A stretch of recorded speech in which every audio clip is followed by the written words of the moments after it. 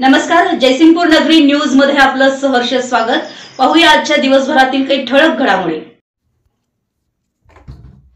नियमापेक्षा जादा आकारणी, विद्यार्थ्यांसह पालकांना त्रास, एजंटांचा परिसरात सुळसुळाट, तहसीलदारांचं जाणीवपूर्वक दुर्लक्ष।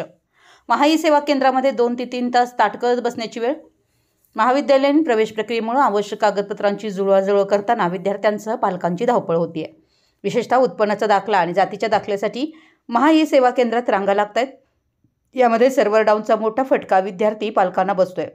त्यांना या ई सेवा केंद्रामध्ये दाखल्यासाठी 2 ते 3 तास ताटकळत बसावं लागतंय। जातीच्या दाखल्यांसाठी मनमानी पैसे घेतले जात आहेत। एजंटांकडून शासनाने निश्चित केलेल्या दरापेक्षा 5 पट जादा पैशांची मागणी केली जात असल्याचं चित्र आहे। नागरिकांना सरकारी कार्यालयात फेऱ्या माराव्या लागू नयेत यासाठी 2008 मध्ये राज्य सरकारनं महाई सेवा केंद्र सुरू केली।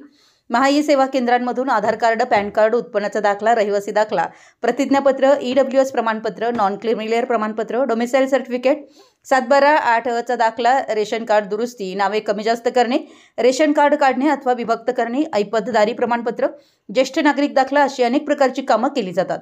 पूर्वी या कामांसाठी सरकारी कार्यालयात वारंवार जावं लागत असे, ते कमी व्हावं या उद्देशानं सरकारनं महासेवा केंद्र सुरू केली।